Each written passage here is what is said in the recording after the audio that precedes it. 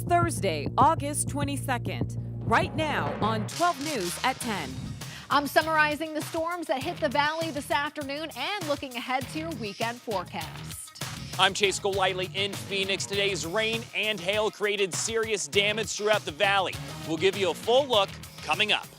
I'm Gabriella Becerra in Phoenix. Silent Witness is now offering $12,000 to the person who helps them find a suspect in a double homicide investigation. The victim's family is speaking out tonight. The superintendent wants a law banning cell phones inside classrooms. We hear from both sides of the debate. 12 News at 10 with Mark Curtis and Caribe Divine starts now. And we begin tonight with continuing coverage of what's been a very active evening of monsoon storms. Yeah, we saw some big ones packing a punch in some areas, especially the East Valley. Old trees, this one over 100 years old coming down. Also localized flooding, power outages still causing problems tonight. In fact, more than 3,100 customers still without power, mostly in the East Valley. And how about this wall of dust? Maybe it hit your neighborhood. Maybe your pool is a mess right now. Well defined, starting in the Southeast Valley and then really moving its way northward. And we were on air throughout the 4 and 5 o'clock hours tracking this dust across much of the East Valley. Yeah, that one's stretching for miles there across the horizon. Well, tonight's storms also causing some major headaches out at Phoenix Sky Harbor Airport. Conditions were so bad at one point that a ground stop went into effect. That's since been lifted, but 460 total flights were still delayed out at Sky Harbor. Right now, the airport says that flights are delayed by an average of about 45 minutes. Good evening, everyone, and thanks so much for joining us. For 12 News at 10, I'm Caribe Divine. And I'm Troy Hayden. Mark has the night off tonight. Arizona's monsoon in full force this afternoon. Those storms doing a lot of damage. So we have team coverage bringing you the very latest tonight. That's right. We'll check in with meteorologist Lindsay Riley coming up in just a minute. But first, we want to send it out live to 12 News journalist Chase Golightly. He is in Ahwatukee tonight. And Chase, what are you seeing in Ahwatukee? Well, Caribe, Troy, I'll tell you, we lost count of how many downed trees we saw throughout the valley today because of today's storm. But I do want to go ahead and show you this situation right here on Ray Road in Ahwatukee. Crews had just finished chopping up this giant tree that had actually taken over 2 lanes of the road. What's also left behind it appears to be a light pole that was carrying some sort of speed trap camera that crews literally just moved to the side. And as you look more down the road here on Ray, you can see crews are still actively working to remove those trees that have fallen onto the road, pushing them off to the side. Again, this is just one area that was hit so hard by today's storm. Earlier today, we were actually in the East Phoenix area right when the rain and hail hit. It started out like this. Near 52nd Street and Thomas Roan, rain coming down while the sun was still out.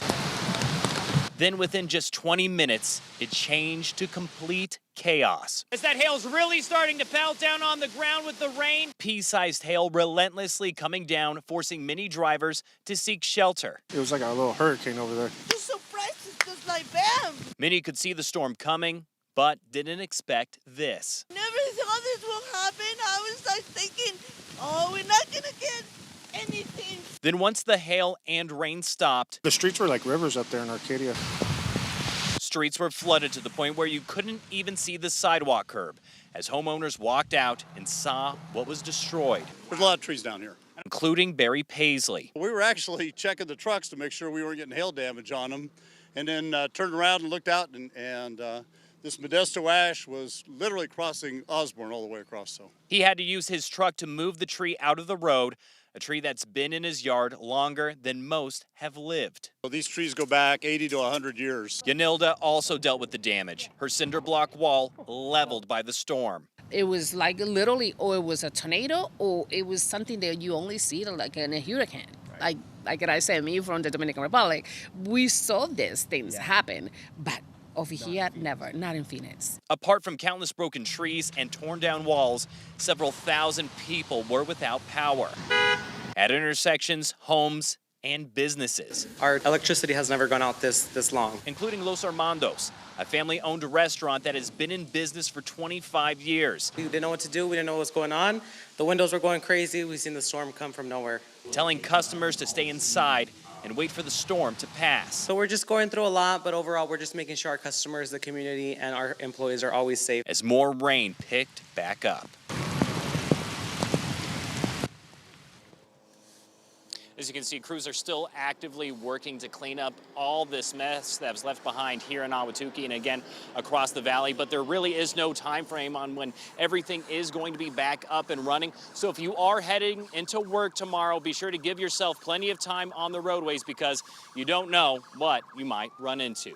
We're live in Ahwatukee tonight. Chase Golightly, 12 News. Yeah, Chase, thank you. And you were a real trooper earlier today. You should have seen him getting pelted with that hail. That could not have been comfortable. Lindsay, these storms coming through, it was one after another, and they were kind of marching north through the East Valley, one after the other. Yeah, we call that training thunderstorms, when you get one storm and then back builds and then it moves right over the same community time and time again. And we saw that over Ahwatukee, Guadalupe, Tempe, Phoenix, and Scottsdale up toward Frank Lloyd Wright House. So that's where we had some of the highest rain totals today. Things starting to quiet down now. And you can see up north, though, mainly north of I-40, that is where the current heaviest rain is falling. And this will continue into the overnight. So some of the heaviest rain now moving up toward the Navajo Nation. This is falling below severe limits. However, we could see some light flooding up north of I-40 during the overnight. That's where the most active radar is.